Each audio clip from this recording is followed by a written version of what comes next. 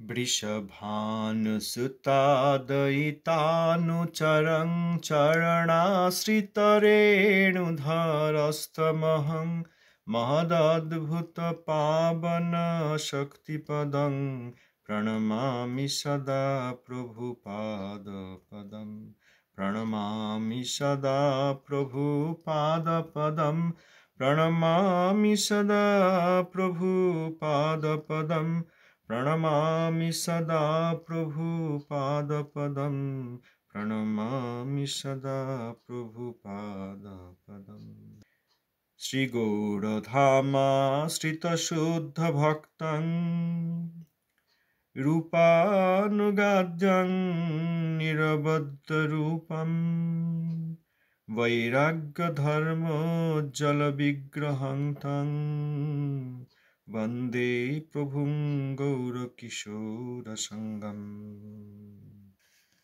पथिक पावन श्रील गुरु महाराज की जय। दशम आचार्य वैष्णव वैष्णववृंद की जय। जगद्गुरु प्रभुपाद श्रील भक्ति सिद्धांत सरस्वती गोस्वामी ठाकुर जी की जय। अवधूत कुलचूड़ामणि श्रील गौरकिशोर दास महाराज की जय। श्रील सच्चिदानंद भक्तिमय ठाकुर महाराज की जय। रूपानुगाचार्यवृंद की जय।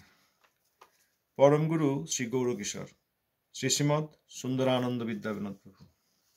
प्रथम विषय प्रकृत गुरु और शिष्य। निष्किंचन वैष्णव जगतेर सम्राट ओं विष्णुपाद श्रील गौरकिशोर दास गोस्वामी प्रभुर अतिमर्त अनुकरणीय अनबद्ध चिन्मय चरित कथा आमरा आमादेर श्री गुरुपाद पद्म श्री गौरकिशोर पृष्ठ ओं विष्णुपाद श्रील भक्ति सिद्धांत सरस्वती प्रभुपादेर बाणी और साहित्य हईते श्रवण करिबार सौभाग्य लाभ करियाछि।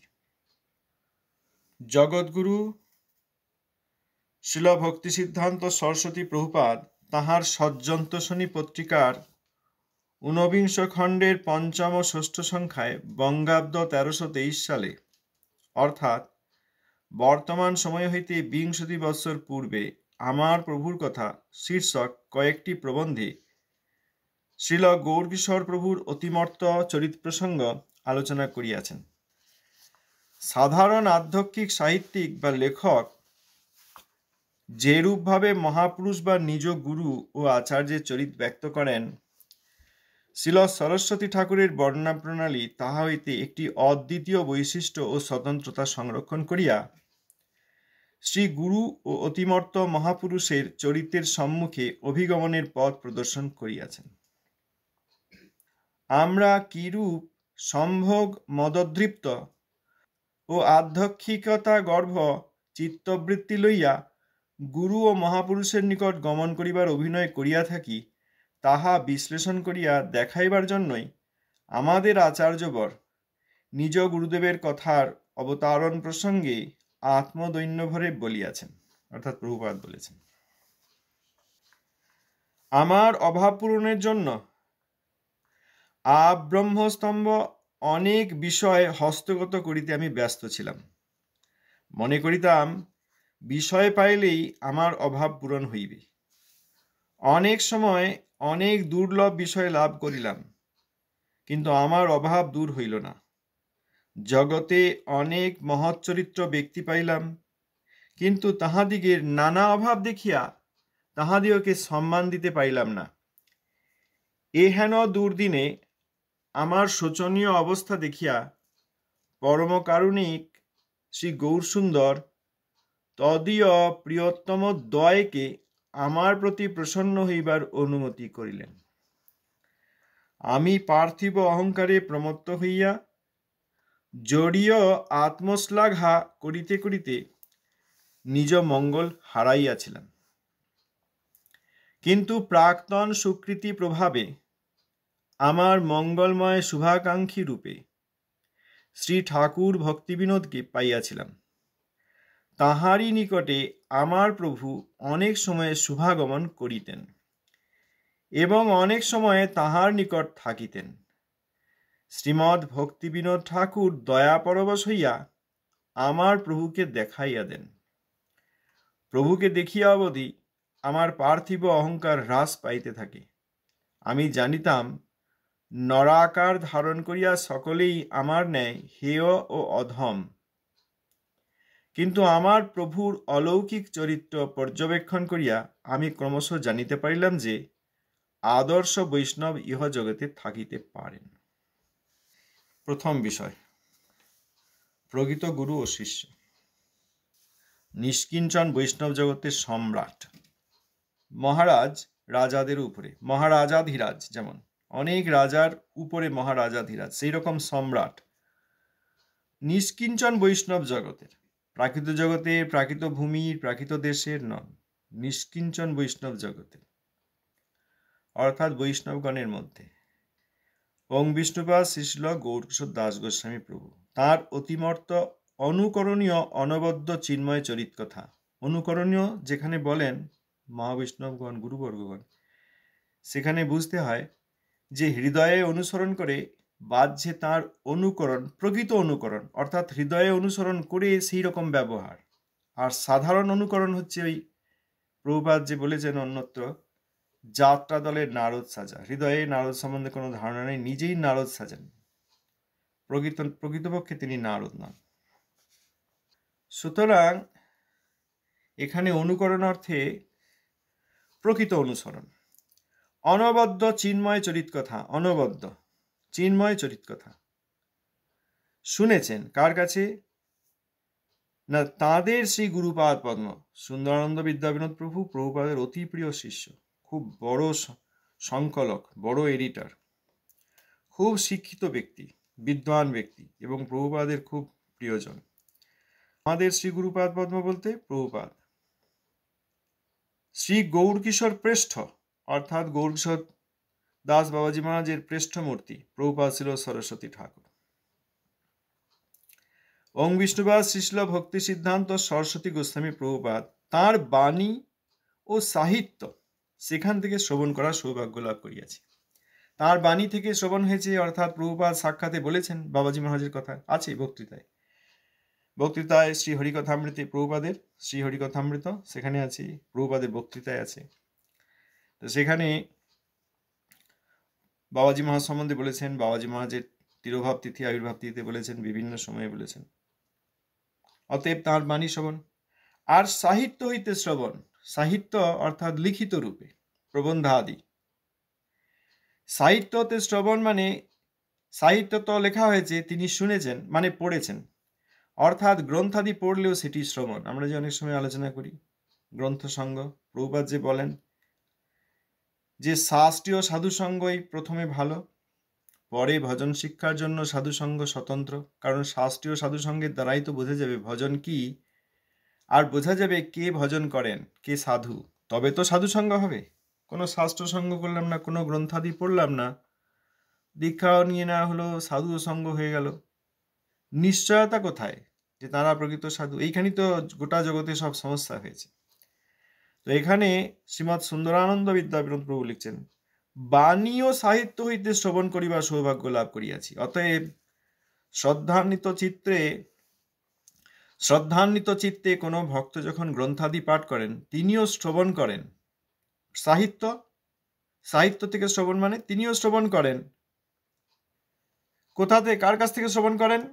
তাঁর যেমন আনুগত্য, ইনি তো বলছেন প্রভুপাদের সাহিত্য থেকে শ্রবণ করেছেন, অবশ্যই, কারণ প্রভুপাদ তো এনার গুরুদেব। আবার আমরা যদি প্রভুপাদের লিখিত প্রবন্ধাদি বা প্রভুপাদের উপদেশাদি যেগুলি গ্রন্থে আছে সেগুলো পড়ি, তাহলে শ্রবণ হয়। এখন কেউ যদি মনে করেন আমি প্রভুপাদের কাছ থেকে শ্রবণ করছি, তাও হয়, কারণ প্রভুপাদই তো বলছেন।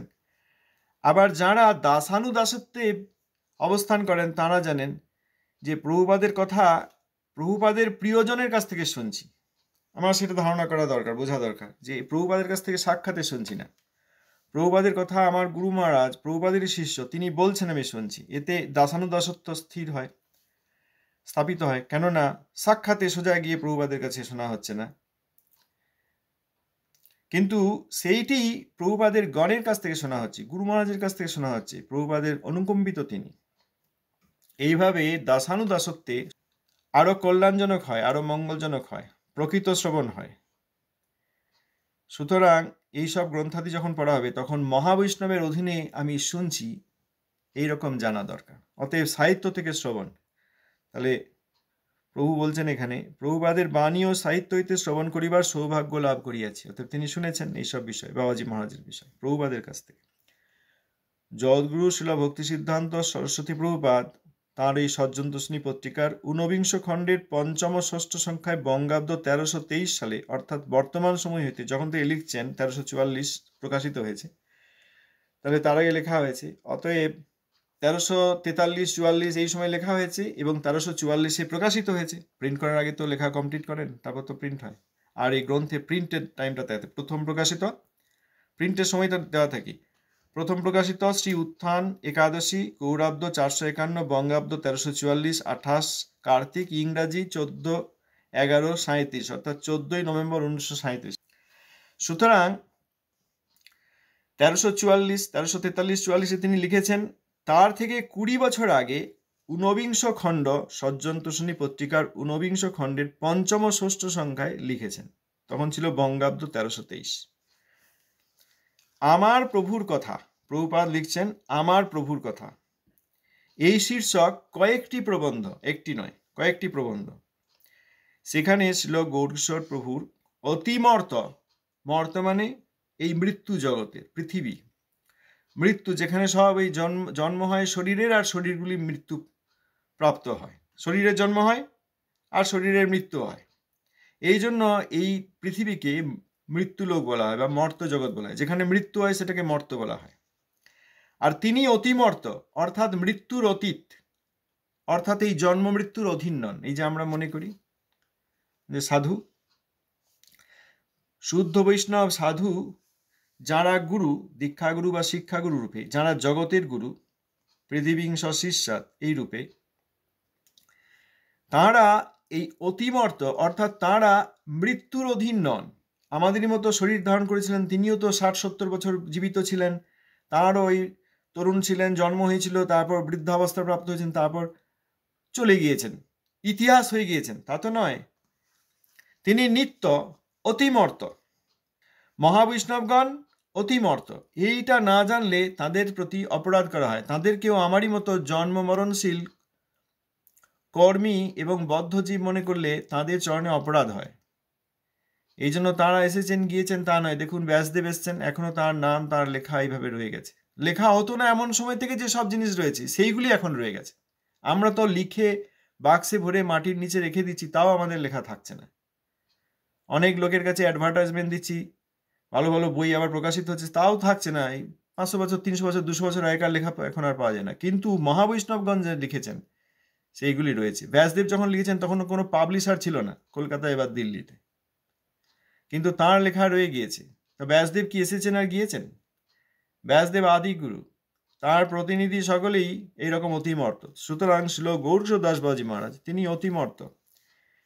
গৌরকিশোর দাসবাজি প্রভুর, শ্রীল গৌরকিশোর প্রভুর অতিমর্ত চরিত প্রসঙ্গ। চরিত অর্থাৎ জীবনী, চরিত্র। চরিত্রটা কোথায় থাকে? চরিত্র একটি ব্যক্তির হৃদয়ে থাকে। এই সাধারণ জগতে, প্রাকৃতিক জগতে চরিত্রটি কেমন ও বাইরে থেকে বোঝা যায় না। যখন অনেক লোকজন, ভদ্র সমাজ, ভদ্র ব্যবস্থা রয়েছে, সেখানে খুব ভদ্র ব্যবহার, কিন্তু চরিত্রে কি আছে বোঝা মুশকিল। যখন ওই সুযোগ পায় তখন তার চরিত্রের প্রকাশ পায়। সে চোর না ডাকাত না গুন্ডা না দুশ্চরিত্র, তখন বোঝা যায়। সেটা সবসময় ব্যবহারে দেখা যায় না, অতএব হৃদয়ে থেকে যায়। চরিত্র ভিতরের জিনিস, মন বুদ্ধি অহংকারের জিনিস। চরিত্র প্রকৃত অর্থে অহংকারের জিনিস, অর্থাৎ পরিচয়। তিনি কি পরিচয় নিজেকে মনে করেন প্রাকৃত জগতে? অপ্রাকৃত জগতে এই যে চরিত প্রসঙ্গ, অর্থাৎ বাবাজি মহারাজ যে কি ব্যক্তিত্ব, তার অন্তর আর তার বাহির একই। তার মন বুদ্ধি অহংকার আমাদের মতো প্রাকৃত মন বুদ্ধি অহংকার নয়। তার আত্মা তার মন বুদ্ধি অহংকার থেকে পৃথক নন। আবার তার অপ্রাকৃত কলেবর থেকেও তার আত্মা পৃথক নন। তার আত্মা তিনি এবং তার অপ্রাকৃত কলেবর একই। আমরা পৃথক। আমি আত্মা এখন ওই শরীর পেয়েছি, প্রত্যেক দিন শরীরের ক্ষয় হচ্ছে, অবক্ষয় হচ্ছে, এই করতে করতে জড়া রোগগ্রস্ত বৃদ্ধ হয়ে একদিন এই শরীর মৃত অবস্থায় পড়ে থাকবে। মৃত শরীর মৃত অবস্থায় পড়ে থাকবে যখন আত্মা ছেড়ে চলে যাবে। কিন্তু পরম বৈষ্ণবগণের সেই রকম নয়। এইটা জোর করে মনের উপর চাপিয়ে দেওয়ার মতো অন্ধবিশ্বাস নয়, এইটা প্রকৃত শ্রদ্ধা, এইটাই সত্যি কথা। সুতরাং তার অতিমত্ত চরিত্র প্রসঙ্গ প্রভুপাদ আলোচনা করেছেন।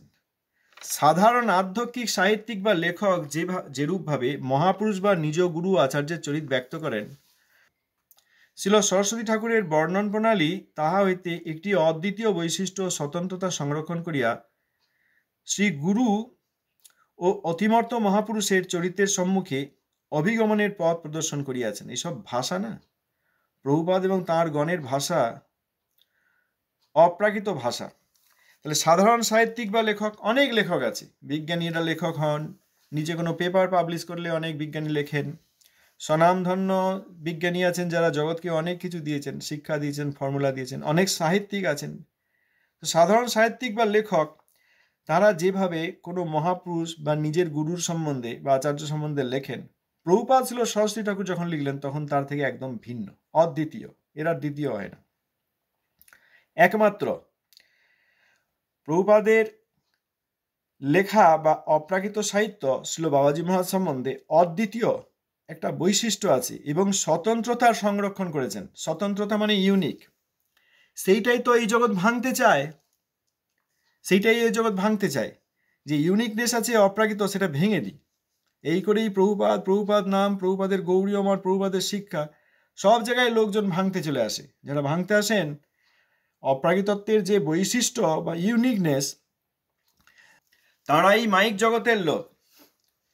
সে যেভাবেই সাজুন, রাজা সাজুন আর ধনী সাজুন আর গরিব সাজুন আর বৈষ্ণব সাজুন, তাহলে এই যে অদ্বিতীয় বৈশিষ্ট্য এবং স্বতন্ত্রতা সংরক্ষণ করেছেন শ্রী গুরু ও অতিমর্ত মহাপুরুষের চরিত্রের সম্মুখে অভিগমনের পথ, অর্থাৎ আমরা যাতে শ্রীল বাবাজি মহারাজের অপ্রাকৃত চরিত্র, অতিমর্ততা বুঝতে পারি, সেই রকমভাবে প্রভুপাদ অদ্বিতীয় অপ্রাকৃত সাহিত্য এবং বিশেষ স্বতন্ত্রতা রক্ষা করে সেই লেখা লিখেছেন। অর্থাৎ আমার প্রভুর কথা বলে প্রভুপাদ ছিল সরস্বতী ঠাকুর ছিল বাবাজি মহারাজ সম্বন্ধে যা লিখেছেন তার মধ্যে একটি বিশেষ বৈশিষ্ট্য এবং স্বতন্ত্রতা আছে, এবং এটা আর দেখা যায় না, অদ্বিতীয়।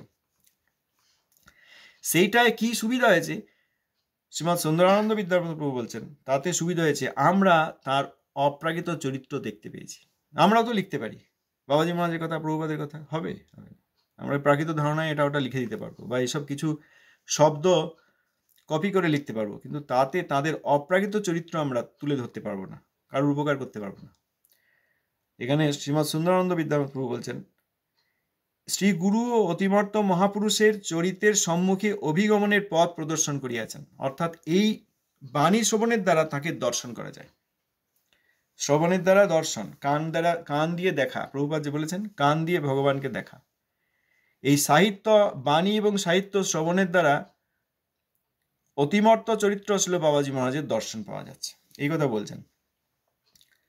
আমরা সম্ভোগ মদদৃপ্ত, সব সময় কি ভোগ করা যায়, খিদে পেলে কি খাই, খিদে না পেলেও মুখরোচক কি খাই, কখন ঘুমাই, কিভাবে ঘুমাই, কিরকম বিছানায় ঘুমাই, কি শুনি, এবার কোন গানটা শুনি, এত ভালো গান শুনতে শুনতে ক্লান্ত হয়ে পড়লাম, অন্যরকম আর একটা গান শোনা হোক। এইভাবে চোখ, কান, নাক, জীব ইত্যাদি দিয়ে আমরা বিভিন্নভাবে শুধু এই সম্ভোগ মদদৃপ্ত, সম্ভোগ অর্থাৎ ইন্দ্রিয়ের সুখ, মদ মানে এই অহংকার যে আমি ভোগী, দৃপ্ত অর্থাৎ আমি ভোগী, সব জায়গাতেই কি দেখে নেওয়া যায়, কোথাও বেড়াতে গেলে আর কি দেখা যায়, সরোবরটা দেখেছেন, হ্যাঁ দেখে এসেছি, আর ওইখান থেকে সরোবরের উপরে যে পাহাড় উঠে গেছে তার সৌন্দর্য, হ্যাঁ দেখেছি, পাহাড়ের উপর উঠেছেন, হ্যাঁ উঠেছি, আর কি দেখেছেন, এখানে ফুল হয়েছে দেখেছেন, হ্যাঁ দেখেছি, আর কি দেখার আছে, এই যে সম্ভোগ মদদৃপ্ত। আমরা এই সম্ভোগ মদদৃপ্ত, কি দেখে নেওয়া যায়, কি সুখ করে নেওয়া যায়, কি জেনে নেওয়া যায়, ভোগী হিসাবে। ও আধ্যক্ষিকতা গর্ভ, আধ্যক্ষিক মানে অধ্যক্ষ শব্দ থেকে আধ্যক্ষিকতাটি এসছে, সম্ভবত অধ্যক্ষ যুক্ত স্নিক প্রত্যয় করে আধ্যক্ষিক, অর্থাৎ এই অধ্যক্ষ ভাব, অর্থাৎ আমি সব জানি এবং জেনে নেব, আমি সব বুঝে নেব, আমি সব মেপে নেব। আমাদের প্রভুপাদ বলেছেন মেপে নেওয়ার ধর্ম, আমি সব মেপে নেব। এখন মেপে নেবো বলি অনেকে মনে করেন তাহলে কি ওজনদারি নিয়ে আসবো, হ্যাঁ সেটা এক ধরনের মেপে নেওয়া, কতটা ওজন। তাহলে কি মিটার নিয়ে আসবো, স্কেল নিয়ে আসবো, যে এটা কতটা লম্বা, একটা মানুষ কতটা লম্বা, একটা বাড়ি কতটা উঁচু, একটা গাছ কতটা উঁচু, এইসব মেপে নেবো, হ্যাঁ সেটা এক ধরনের মাপ। আর এক ধরনের মাপ হচ্ছে এই ওজনদারি বা স্কেল লাগবে না, সব কিছু দিয়েই আমি যা অভিজ্ঞতা সঞ্চয় করেছি সেইগুলি দিয়ে বাকি জিনিসগুলি কেমন, ইনি কি সুন্দর, না এর চেয়ে সুন্দর লোক দেখেছি, ইনি কি সুন্দরী? না, এর চেয়েও সুন্দরী দেখেছি। এই গানটি কি ভালো? হ্যাঁ, এটি ভালো, তবে এর চেয়েও ভালো গান হতে পারে। এই যে মেপে নেওয়া। আমি ভোক্তা অর্থাৎ ভোগী, সবই আমার ভোগের জন্য, সবই প্রকৃতি সব আমার খাওয়ার জন্য, খাদ্যগুলো সব খাওয়ার জন্য, যেগুলি খাদ্য নয় অখাদ্য সেগুলিও আমার খাওয়ার জন্য। এই যে আমাদের সম্ভোগ মদতৃপ্ত, আমি ভোগী, এই আমি ভোগী ধারণাতেই পশু হত্যা, আমি ভোগী ধারণাতেই ভগবানকে অর্পণ না করে সব আমাদের নিয়ে নেওয়া। কারণ আমি তো ভোগী, আবার ভগবানকে দেবো কেন? ভগবান খান না খান দূরের কথা, আমি তো ভোগী, ভগবান কেন ভোগী হবেন? ভগবানকে কেন ভোগ দেব? আমি যখন এত বড় ভোগী, অতএব আর কি ভোগ করা যায়? আর আধ্যক্ষিকতা, গর্ভ, আধ্যক্ষিকতা শব্দটা হলো, এবার গর্ভ মানে গর্ভ থেকে জন্ম হয়, গর্ভ থেকে সন্তানাদি জন্ম হয় না, ডিম পাড়ে পাখিরা, তারপর অন্যান্যরা জন্ম দেয়। গর্ভ মানে যেখান থেকে, যেটা উৎস, যেখান থেকে আরো এরকম তৈরি হয়। গর্ভ অর্থাৎ আমি এরকম সবসময় এই জ্ঞান ও গর্ভ, আধ্যক্ষিকতা গর্ভ অর্থাৎ আমি জ্ঞানী এবং আরো জ্ঞান সংগ্রহ করব এবং এই জ্ঞানের দ্বারা জগতের সব কিছুকে বিচার করে নেব। এই লেখাটি কি ভালো হয়েছে? বিচার করে নেব। এই গানটি কি ভালো লেখা হয়েছে? এই গানটি কি ভালো গাওয়া হয়েছে? যিনি গেয়েছেন তার কণ্ঠ কি ভালো? আর কি করা যায়? এই সব বিচার করে নেব। এই চিত্তবৃত্তি, এই রকম চিত্তবৃত্তি নিয়ে গুরু ও মহাপুরুষের নিকট আমরা গমন করিবার অভিনয় করে থাকি। আমরা এটা অভিনয় করি, এমনিতে তো শুদ্ধ বৈষ্ণবকে চিনতে পারি না। যত বিদ্য বৈষ্ণব আর বৈষ্ণব রূপ অর্থাৎ বৈষ্ণব রূপে থাকা, বৈষ্ণব রূপে সেজে থাকা লোককে, যারা বৈষ্ণব রূপে সেজে থাকা লোক, যারা বৈষ্ণব বিদ্বেষী, তাদের সঙ্গ করি। এমনি তো শুদ্ধ সাধুর সঙ্গ হয় না, শুদ্ধ সাধু চিনি না। কিন্তু যদি বা শুদ্ধ সাধুর সঙ্গ, শুদ্ধ সাধুর পরিচয় পাওয়া যায়, সেখানে যাই কিভাবে? এই সম্ভোগ মদতৃপ্ত অর্থাৎ আমি ভোগী, ভোগ করে নেব। আর আধ্যক্ষিকতা গর্ব, আমি জ্ঞানী, আরো জ্ঞান সংগ্রহ করব, এই জ্ঞান থেকে আমি পারিপার্শ্বিক সব কিছু বিচার করে নেব। এই বুদ্ধি নিয়ে আমরা গুরু ও মহাপুরুষের নিকট গমন করিবার অভিনয় করে থাকি। সত্যিকার আমরা যাই না, অভিনয় করে থাকি। প্রভুপাদ ভক্তনাথ ঠাকুর মহাশয় বলেছেন, শ্রী ভক্তনাথ ঠাকুর মহাশয় বলেছেন, সাধু সঙ্গ কি? এমনকি সাধুর কাছে যাওয়া, তাকে প্রণামাদি করা, তাকে প্রণামী আদি দেওয়া, এইসব, এগুলি সাধুর সম্মাননা বটে, কিন্তু এগুলি সাধু সঙ্গই নয়। এগুলি সাধুর সঙ্গ নয়। কথা বললাম এতক্ষণ, সঙ্গ নয় না। এখানকার আবহাওয়া কেমন, আপনি কেমন আছেন, আমি কেমন আছি, এসব তাতে সাধু সম্বন্ধীয় যেগুলি, হ্যাঁ আপনি কেমন আছেন, যদি যথার্থতেই প্রশ্ন হয়, তাহলে সাধু সম্মাননা হলো।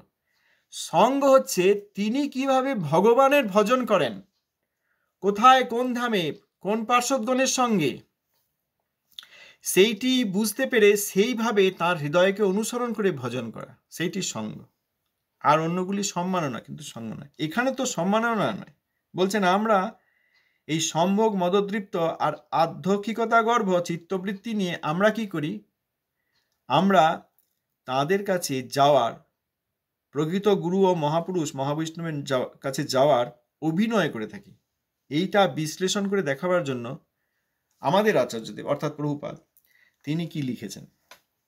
প্রভুপাদের লেখা কোট আনকোট, আমার অভাব পূরণের জন্য সময় প্রায় শেষ। বেশি বললে আমরা বুঝতে পারি না, অল্প করে, অল্প সংখ্যক, তারপরে যদি দরকার হয় সেই বিষয়ের উপর বা এই ধরনের বিষয়ের উপর চর্চা করা যেতে পারে বোঝার জন্য। একসঙ্গে অনেক বললে দেখা যায় কেউ কিছু ধরতে পারে না। ধন্যবাদ, প্রণাম, জয় প্রভুপাদ, জয় বাবাজি মহারাজ।